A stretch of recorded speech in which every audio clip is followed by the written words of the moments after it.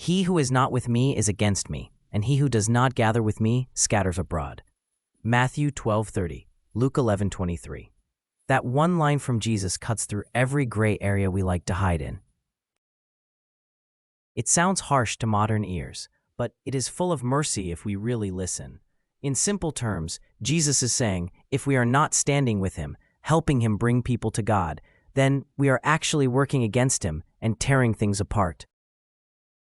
In this video, we will look at what he meant in the original Greek, how first-century Jews would have heard those words, how this connects to the destruction of Jerusalem in 70 AD and the earlier scatterings of Israel, and then bring it all the way into our own hearts today. We will also face a slogan many of us love, follow your heart. Jesus' words force us to ask whether that is safe. Without the Holy Spirit in our spirit, to follow your heart is to follow sin, not God. So we want to pause, breathe, and honestly ask, in our actual choices, are we with Jesus or against him? Matthew 12 and Luke 11 tell the same scene with slightly different details. Jesus has just cast a demon out of a man who was blind and mute. The crowd is amazed. Some start wondering if he might be the son of David, the promised king. The religious leaders do not like where this is going, so they say he cast out the demon by the power of Beelzebul, another name for Satan. In other words, they call the work of the Holy Spirit a work of the devil. Jesus answers with simple logic. A kingdom divided against itself cannot stand. If Satan is casting out Satan, his kingdom is already falling. Then he draws a line in the sand. He who is not with me is against me, and he who does not gather with me scatters abroad. He is not inviting casual agreement. He is calling for loyal union. In that moment, he is warning the leaders that they are lining up against the Spirit of God. When we pay attention to the Greek words behind with me, against me, gather, and scatter, his meaning gets even sharper. In Greek, with me uses the word meta plus me. It is more than just standing next to Jesus. It pictures being in step with him, sharing his cause, moving in the same direction. Against me uses kata plus me. That is not mild disagreement. It is active resistance, pushing down, working in the opposite direction. Gather comes from synagogue, the root behind the word synagogue. It carries the picture of a shepherd or a harvester bringing things together into one place. To gather with Jesus is to help him bring people into God's kingdom, into truth, into unity. Scatter uses the verb skorpizo, the same word behind scatter in Greek studies like the skorpizomai entry. It pictures driving things apart, wasting, or throwing around what was meant to be kept together. So in plain language, Jesus is saying, if we are not in loyal union with him, we are against him.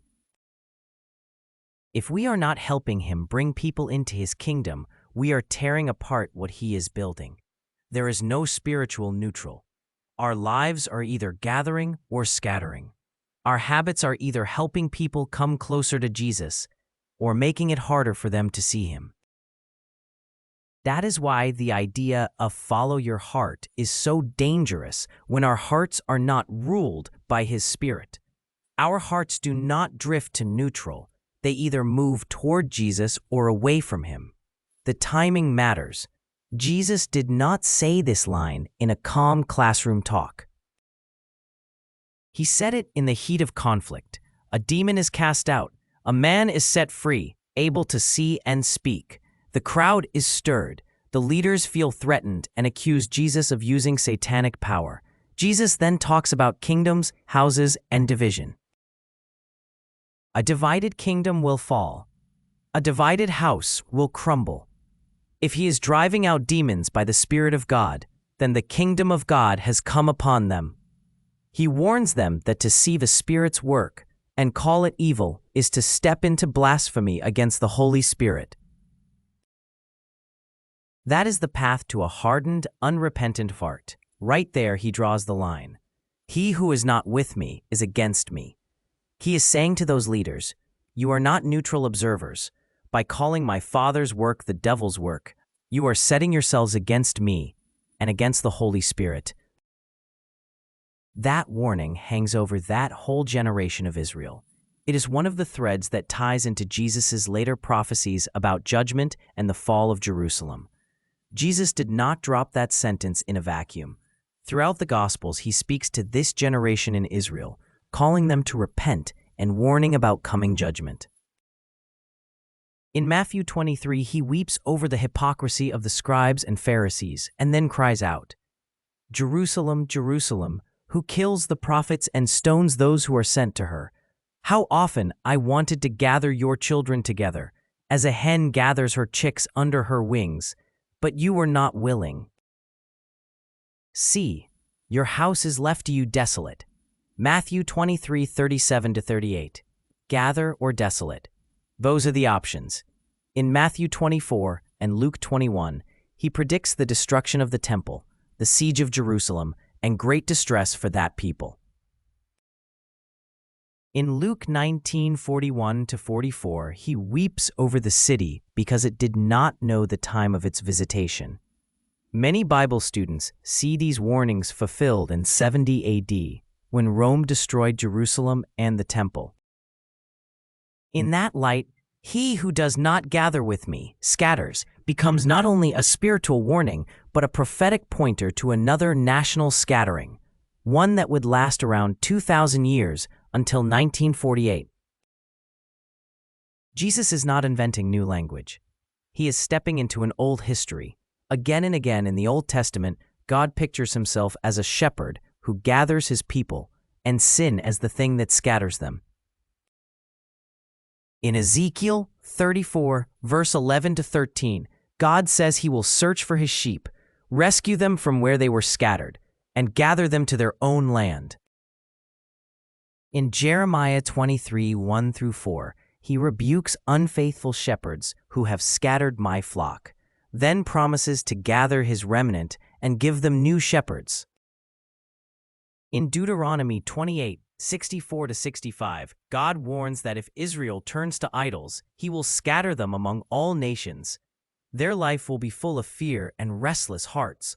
Over and over, the pattern shows up. When Israel listens to God, he gathers and protects. When Israel follows idols and its own stubborn heart, God hands them over to scattering. Jesus comes as the Good Shepherd, the one Ezekiel 34 and other passages look forward to. He comes to gather the lost sheep of Israel, then people from every nation. When he says, "He who does not gather with me scatters," he is standing inside that whole shepherd and scattering history. If we line up Jesus' sayings, a picture forms. Matthew 23, 37-38. How often I wanted to gather you, but you were not willing. Your house is left to you desolate. Matthew 24, 1-2. The temple will be torn down, not one stone left upon another. Luke 19:41-44. Jesus weeps over Jerusalem, saying enemies will surround and crush the city because you did not recognize the time of your visitation. Luke 21, 20-24. He speaks of Jerusalem surrounded by armies, its people falling by the sword and being led away captive into all nations. That is exactly what happened in 70 AD and the years that followed. But it will all happen again in the near future, which is the reason we are beginning to see acceleration. God is speeding up time. When Jesus spoke in Matthew 24:22 about the days being shortened, he used the Greek verb kolavu, which doesn't mean God will delete days from the calendar, but that he will cut down or limit the length and intensity of that unique period of tribulation. And in the context of Matthew 24, the elect, eklektoi, are not the church in general, but the Jewish remnant who will come to faith in him in that final 7-year storm, but once preserved through the second time of Jacob's trouble, while the church has already been caught up to him. When you read the whole chapter in context, Jesus is answering Jewish disciples about Jerusalem, the temple, and the end of the age, and he moves from near-term judgments to that final tribulation where believing Israel is hunted, refined, and finally rescued, which is why many careful students see the elect in this passage as Jewish believers under intense persecution, not the present-day body of Christ.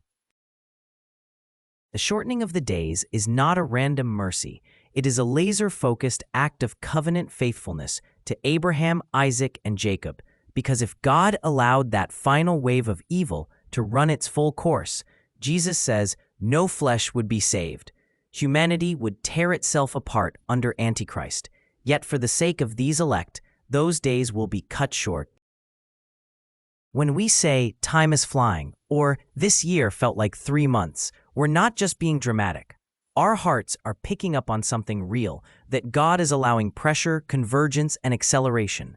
A kind of dress rehearsal of what Jesus described, where wars, shaking, deception, and moral collapse start to pile on top of each other so fast that people can hardly catch their breath.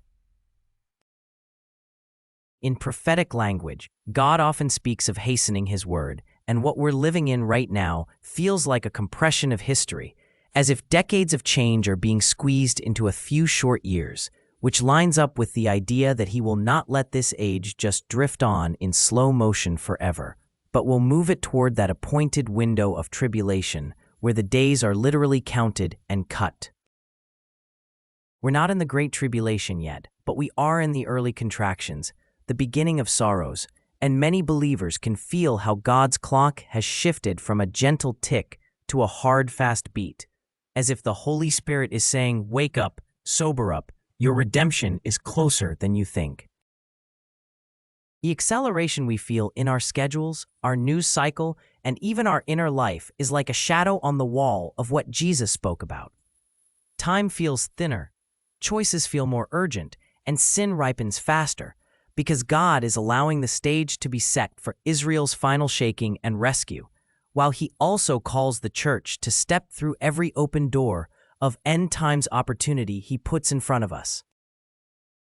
In that sense, we are already in the midst of the prophecy, not in its final 3.5-year blaze, but in the ramp-up where technology, global systems, and spiritual deception line up almost perfectly with what Jesus, Daniel, and Revelation describe, and our sense that time is speeding up is like a mercy alarm so we don't sleep through it.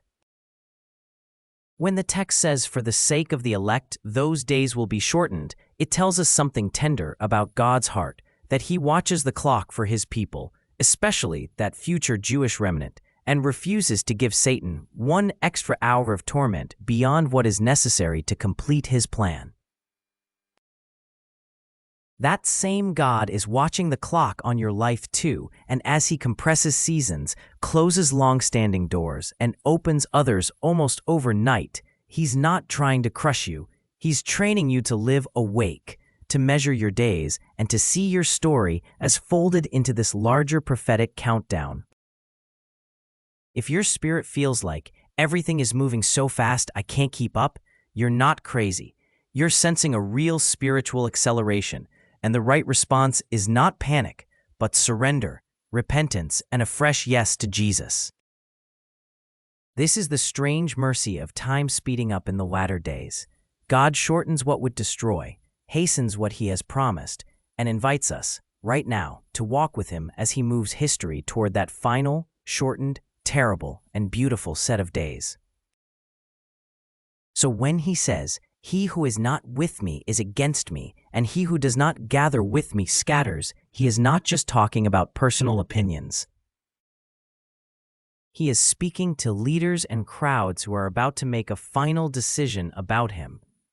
If they stand against Him, if they refuse to gather with Him, they will once again be scattered. Their spiritual rejection will spill over into physical judgment. It is easy for us to read about 70 AD and ancient exiles as distant history. But Jesus is not only talking about armies, temples, and geography.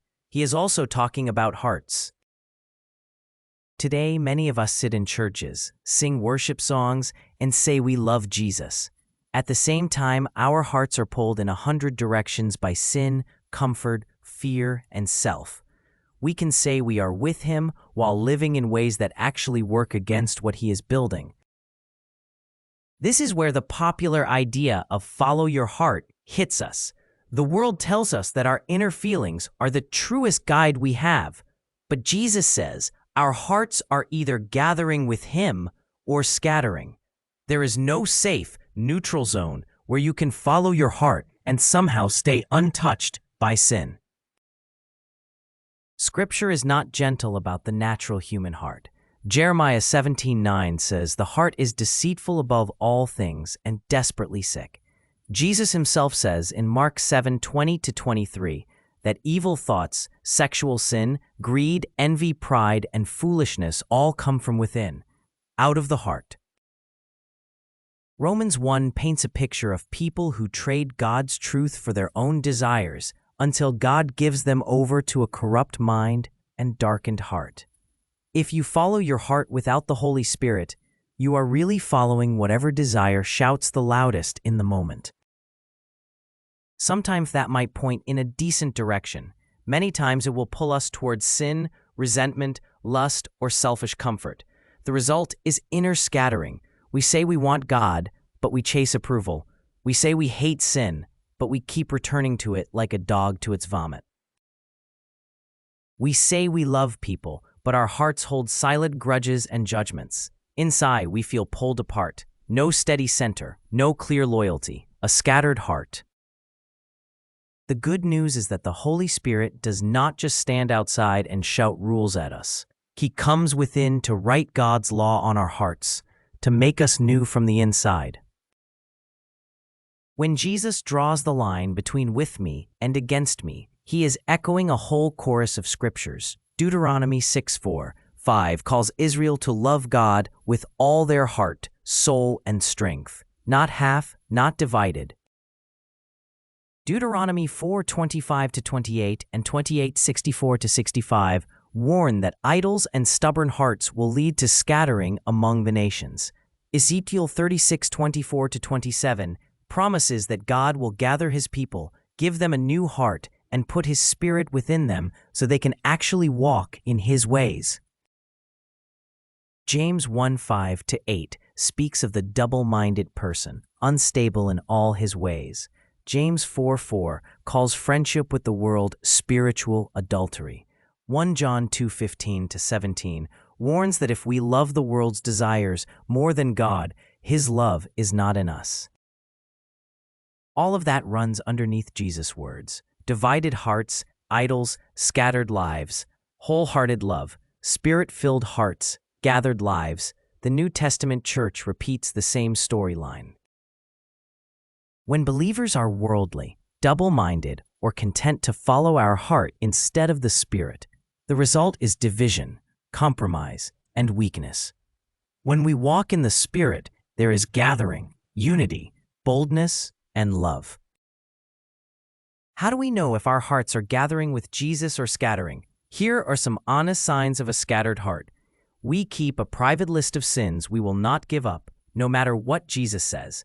We have no steady time in Scripture or prayer, yet we always have time for screens and noise. We are easily offended, and we replay hurts more than we rehearse God's promises. Our main drive is success, comfort, or pleasure, with God squeezed into the cracks. We repeat "follow your heart" to ourselves when the Spirit is actually nudging us to repent. None of this means we are beyond hope. It does mean Jesus is asking us right now, are you with me or against me? Not in theory, but in the way we spend our days. Jesus did not say these hard words so we would sit in guilt. He spoke them so scattered people could become gathered people. He came to gather our hearts, our stories, our broken pieces, and bring them home to the Father. That happens as we repent, trust Him, and learn to walk by the Spirit instead of just follow your heart. Repentance is not just saying sorry. It's turning around. It's admitting, my way is scattering me. Your way gathers me. I am changing direction. Practically, that looks like honest confession of sin without excuses, naming places where we have been against Jesus in our choices, laying down non-negotiable desires that keep us from obedience, giving Him the steering wheel instead of letting our feelings drive. Jesus called people to this kind of surrender in Luke 9:23. If anyone desires to come after me, let him deny himself, take up his cross daily, and follow me. Paul lived it when he said, I have been crucified with Christ. It is no longer I who live, but Christ lives in me. Galatians 2:20. This is where following Jesus and follow your heart part ways. One says, my desires stay in charge. The other says, Jesus, you are in charge. Shape my desires. The Spirit-filled life is not mystical fog. Scripture paints it in very simple colors. Galatians 5:16 says, walk in the Spirit, and you shall not fulfill the lust of the flesh. Galatians 5:22-23 lists the fruit the Spirit grows: love, joy, peace, patience, kindness, goodness, faithfulness, gentleness, self-control. Romans 8:1-14 describes those who live according to the flesh, setting their minds on fleshly things, and those who live according to the Spirit, setting their minds on things of the Spirit. To walk in the Spirit means we listen to Scripture more than to our moods, say yes when the Spirit prompts us to obey quickly, say no to desires that pull us away from Christ even if our heart screams. Ask the Holy Spirit every day to rule our thoughts, reactions, and choices. As that happens, the inside of us stops scattering. Our loves start to line up around Jesus. Our relationships begin to heal. Our witness gains weight. We begin to actually help Jesus gather instead of scatter. Jesus' words, "He who is not with me is against me, and he who does not gather with me scatters abroad," are not a cold threat. They are a burning invitation. We have seen what they meant in Greek and in their first-century setting. We have watched how they tie into Israel's long history of gathering and scattering, and how they echo in the fall of Jerusalem in 70 AD. We have also seen how today our hearts can still scatter far from Jesus when we decide to simply follow your heart instead of the Holy Spirit.